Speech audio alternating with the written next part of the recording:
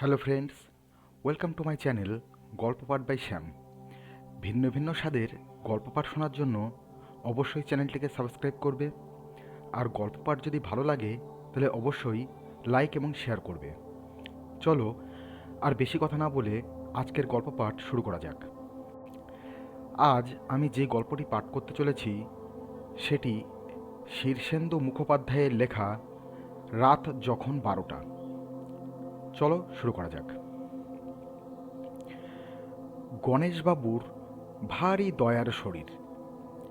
তিনি ভিখিরিকে ভিক্ষে দেন, অভাবী মানুষকে সাহায্য করেন, কন্যা দায়গ্রস্তকে উদ্ধার করেন, গরিব ছাত্রের স্কুলের বেতন বা পরীক্ষার ফি দিতে কাতর হন না, পাড়ার ক্লাবে পুজোর চাঁদা দেন মুক্ত হস্তে। শুধু তাই নয়, তিনি সকালে উঠে নিজের হাতে কাকপক্ষীদের ডাকাডাকি করে আটার নাড়ু আর দানা খাওয়ান। রাস্তার কুকুরদের দেন মাছের কাটা মেশানো ভাত, বেড়ালকে ভুক্তাবশেষ দুধ। কত আর বলা যাবে, বললে শেষ হয় না। সারাদিন গণেশবাবুর নানা কাজ থাকে। বিরাট তার ব্যবসা, মস্ত ফলাও কারবার। বেশ একটু রাত করেই ফেরেন তিনি। তারপর কিছুক্ষণ বুকডন বৈঠকি দিয়ে একটু ব্যায়াম করেন। তারপর পোষা বাদরকে কলা খাওয়ান, স্নান করেন, চাট্টি খান। রাত 12টায় যখন শুতে যান তখন তার বুড়ি পিসির ঘুম ভাঙে। ঘুম ভাঙার দোষও নেই, 90 বছরের পিসি সেই সাজবেলা থেকেই ঘুমন। রাত 12টায় তার ঘুম ভাঙে যায়। তখন ডাকাডাকি করতে থাকেন। বলি, ও গনসা, এয়েছিস? এয়েছি পিসি। খাবি না? খেয়েছি। এবার তবে ঘুমো।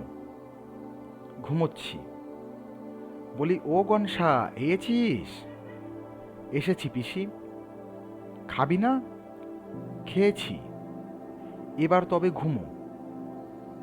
বলি, ও গনসা, এয়েছিস? এরকম কিছুক্ষণ চলার পর বুড়ি দাসী দামুর মা উঠে ধমক দেয়। বলি, হচ্ছেটা কি গো দিদি? এক কথা কবার জিজ্ঞেস করতে হয়? বাবু এয়েছে, খেয়েছে, ঘুমিয়েছে, এবার তুমি ঘুমোও তো। ঘুম কি আর আসে রে বাছা? যা শীত পড়েছে এবার, হাড় কালি হয়ে গেল। তোমার মাথাটাই গেছে দিদি। জ্যৈষ্ঠীর গরমে আমরা হাঁপাচ্ছি, আর ওর এখন শীত লাগছে। গ্রীষ্মী নাকি? তাই বল, জ্যৈষ্ঠী মাস। আমি কি আর অত শত বুঝতে পারি বাছা? তা কথা তো একই। গ্রীষ্মিতেও কষ্ট, শীতেও কষ্ট। তা যা হোক, একটা দে, হয় লেপ, না হয়তো হাত পাখা। কিসের যে কষ্ট বুঝতে পারি না। তা সেবার বট ঠাকুর গ্রীষ্মীকালে যা একখানা কাঁঠাল এনেছিল না জ্যোষ্ঠীতলা থেকে। দামুর মা উঠে পান আর দোক্তা মুখে দিয়ে ঝাঁটা গাছ তুলে নিয়ে বলে, ঘুমের তো দফা রফা করলে, তা আমিও তাহলে বেহানকালের কাজ মাঝরাত্রি সেরে রাখি, ঝাটপাট দিয়ে ফেলি এবেলা। গণেশবাবুর ছেলে গোবিন্দ এমনিতে শান্তশিষ্ট, তবে তার মাথাটা বড্ড গবেট। ক্লাস 9 থেকে 10-এ উঠতে তার বছর 5 লেগেছিল। তবে সে বড় ধৈর্যশীল ছেলে। দিন রাত পড়ে, সেই পাড়ায় পাড়ামাতে। দুঃখের বিষয়, পড়াটা তার মাথায় ঢুকতে চায় না, ঢুকলেও থাকতে চায় না। রাতের পড়া শেষ করে গোবিন্দ ঘুমোচ্ছে। দামুর মার ঝাঁটার শব্দে সে তড়াক করে উঠে পড়ল। ঝাঁটার শব্দ মানেই ভোর, আর ভোর মানেই পড়া। গোবিন্দ গ্রামার খুলে তার স্বরে চেঁচাতে লাগলো। একরাম আলীর মুরগিরা নিশ্চিন্তে ঘুমোচ্ছিল। ঝাঁটার শব্দে তারা সচকিত হয়েছিল। গোবিন্দর পড়ার শব্দে তারা ভোর হয়েছে ভেবে কোকর কো বলে সমস্বরে ডেকে উঠল। একরাম আলীর বাড়ির উল্টো দিকে থাকেন ভদ্রেশ্বরবাবু। মুরগির শব্দে ঘুম ভাঙতেই ভদ্রেশ্বরবাবু তাড়াতাড়ি ধুতি আর পাঞ্জাবি পরে ছড়ি গাছ হাতে নিয়ে বেরিয়ে পড়েন প্রাতঃভ্রমণে। কানাইবাবুকেও সঙ্গে ডেকে নেন। তা প্রায় রোজই এরকম হয়। গণেশবাবু ফেরেন, বুড়ি পিসির ঘুম ভাঙে, দামুর মা ঝাটপাট শুরু করে, গোবিন্দ পড়তে লাগে, একরাম আলীর মুরগি ডাকে, ভদ্রেশ্বরবাবু আর কানাইবাবু প্রাতঃভ্রমণে বেরিয়ে পড়েন। আর এসব কাণ্ড যখন ঘটতে থাকে তখন চুপি চুপি একটা দীর্ঘশ্বাস ফেলে একটা লোক রোজ গণেশবাবুর বাড়ির পাঁচ দুয়ার থেকে গুটি গুটি ফিরে যায়। লোকটা আর কেউ নয়, চারু চোর। লোকে বলে চোরে চোরে মাস্তুতো ভাই। মদন আর চারু হলো তাই। দুজনেই দুজনের মাস্তুতো ভাই, দুজনেই চোর। দুজনের ভাবও খুব। চারুর বিরস মুখ দেখে মদন জিজ্ঞেস করে, আজও পারলি না?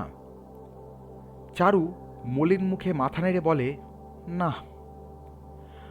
মদন চিন্তিত মুখে বলে, তবে তো ভারী মুশকিল হলো। মুশকিলই বটে। আসলে দুজনেই ছিচকে চোর। চোরের মহলে তাদের কেউ বিশেষ পাত্তা দেয় না। তবে তল্লাটে কালুদাসের একটা চোর তৈরির স্কুল আছে। চোরের স্কুল বলতে ব্যাপারটা ফেলনা নয়। কালুর সেই স্কুল থেকে যারা পাসমার্ক পেয়ে যায় তারা হিল্লি দিল্লি গিয়ে নাম করে ফেলে। সেই স্কুলে ভর্তি হওয়া ভারী শক্ত। বহু হবু চোর প্রতিবার অ্যাডমিশন টেস্ট দিয়ে হতাশ হয়ে ফিরে আসে। মদন আর চারু গত 2 বছর ধরে চেষ্টা করে পেরে ওঠেনি। এবারও কালুর হুকুম হয়েছে মদনকে মল্লিক বাড়ি থেকে আর চারুকে গণেশবাবুর বাড়ি থেকে চুরি করে এলেম দেখাতে হবে, তবে ভর্তি। হারকিপ্টে গগন মল্লিকের বাড়িতে চুরি করাটাও শক্ত কাজ ছিল, তবে মদনের কপাল ভালো। গগন মল্লিকের 100 বছর বয়সী ঠাকুমা হঠাৎ পট করে মরে যাওয়ায় বাড়িতে তেমন পাহারা ছিল না। মদন সেই ডামাডোলে ঘরে ঢুকে চুরি করে পালায়, কিন্তু ফেঁসে গেছে চারু। মদন বলল, উপায় তো একটা করতেই হচ্ছে। 2 ভাই একসঙ্গে কালুর স্কুলে চুরি শিখতে না পারলে আর মজাটা কি? ঠিক আছে, আজ রাতে আমিও তোর সঙ্গে থাকব। তবে কথাটা কালু জানতে পারলে দুজনকেই বাদ দিয়ে দেবে। তো তাই ঠিক হলো। গণেশবাবু বাড়ি ফিরেছেন, ব্যায়াম করছেন, বাদরকে কলা খেতে দিয়ে স্নান করেছেন, চাটটি খেয়েছেন, পান মুখে দিয়ে হাই তুলেছেন। ওদিকে পিসিরও ঘুম ভেঙেছে। বলি, ও গনসা, এসেছিস? এসেছি। খাবি না? খেয়েছি। এবার তবে ঘুমো। ঘুমোচ্ছি। বলি, ও গনসা, এসেছিস? এসেছি। খাবি না? খেয়েছি। এবার তবে ঘুমো। ঘুমোচ্ছি। বলি, ও গনসা, এসেছিস? এরকম চলতে চলতেই দামুর মা উঠে পড়ল। শীত গ্রীষ্ম নিয়ে কথা হলো। তারপর দামুর মা রাগ করে ঝাটপাট শুরু করে দিল। গোবিন্দ উঠে পড়তে বসে গেল। একরম আলীর মুরগি ডাকতে লাগল। ভদ্রেশ্বরবাবু বেরিয়ে কানাইবাবুকে ডাকাডাকি করতে লাগলেন। বলি, ও কানাইবাবু, আর দেরি করলে যে বেলা হয়ে যাবে, সূর্যি যে উঠে পড়ল বলে। গোটা পাড়াটাই বলতে গেলে মাঝরাত্রে জেগে উঠল। এই অবস্থায় চুরি করা বা পালানো দুই বিপজ্জনক। মদন এবং চারু শুনতে পেল এ বাড়ির লোক ও বাড়ির লোকের সঙ্গে কথা কইতে শুরু করেছে। গণেশবাবুর পিসির যে আক্কেল নেই, দামুর মাঝে একটা উজবুক, গোবিন্দ যে একখানা পাঠা, একরমের মুরগিগুলো যে মানুষ নয়, ভদ্রেশ্বর আর কানাইয়ের যে কোনো কালে বুদ্ধি হবে না, এসব আলোচনার পর তারা নিজেদের সুখ দুঃখের নানান কথা বলা বলি করতে লাগল। মদন আর চারু দুজনেই জোড়া দীর্ঘশ্বাস ফেলে পরস্পরের দিকে তাকালো। চারু মাথা নেড়ে বলল, উপায় নেই মদনদা, এবছর তুমিই ভর্তি হও কালুর স্কুলে। মদন চাপা গলায় ধমক দিয়ে বলল, চুপ কর তো। ওদিকে গণেশবাবু পান চিবিয়ে পাশবালিশ আঁকড়ে সদ্য ঘুমের আবেশে চোখ বুজেছেন। এমন সময় জানলার বাইরে থেকে কে যেন মোলায়েম গলায় বলল, গণেশবাবু ঘুমোলেন নাকি? গণেশবাবু ভারী অমায়িক মানুষ, তাড়াতাড়ি উঠে বসে বললেন, আজ্ঞে না, একটু ঘুমোবো ভাবছিলাম আর কি। কিন্তু আপনার কি ঘুমোনোটা উচিত হবে গণেশবাবু? সারা পাড়া জাগিয়ে রেখে আপনার ঘুমিয়ে পড়াটা কি ভালো কাজ? গণেশবাবু ব্যাপারটা বোঝেন। মাথা চুলকে লাজুক গলায় বললেন, আজ্ঞে তা অবশ্য ঠিক। আমার পিসি, আমার দাসী, আমার ছেলে, একরামের মুরগি, ভদ্রেশ্বরাই আর কানাই মিলে রোজ রাতে একটা ভজঘট পাকায় বটে, কিন্তু তার জন্য আমি কি করতে পারি বলুন?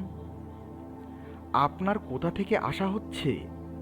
এদিকে তো কখনো দেখিনি মশাইকে। মদন একটু কেঠো গলা সাফ করে নিয়ে বলল, যদি অভয় দেন তো বলি, আমরা দুজনেই চোর। বটে বটে, গত 7 দিন ধরে আমার ভাই এই চারু এসে ঘুরে যাচ্ছে, একদিনও চুরি করতে পারেনি। না পারলে কালুর স্কুলে এবারেও ওকে নেবে না।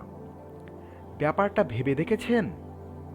আপনার দয়ার শরীর, কাক কুকুর ভিখারি কাউকে ফেরান না, আমার এই ভাইটিকেই কি আর ফেরাবেন?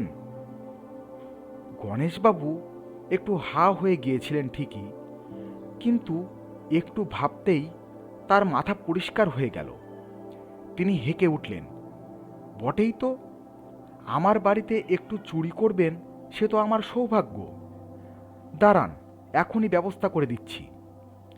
বলে গণেশবাবু গর্জন করতে করতে গিয়ে গোবিন্দকে বিছানায় পাঠালেন। দামুর মাকে ধমকে গোয়ালে গিয়ে শোয়ার ব্যবস্থা করে দিলেন। পিসির ঘরে শিকল তুলে দিলেন। তারপর সদর খুলে একগাল হেসে বললেন, আসুন আসুন। এরপর আর চুরির কোনো বাধাই রইল না। তবে আমরা খবর পেয়েছি চারু এবারেও কালুর স্কুলে ভর্তি হয়নি। সে চুরি ছেড়ে পানের দোকান দিয়েছে। শেষ হলো আজকের গল্প পাঠ। যদি গল্প পাঠ ভালো লাগে তাহলে অবশ্যই লাইক এবং শেয়ার করবে।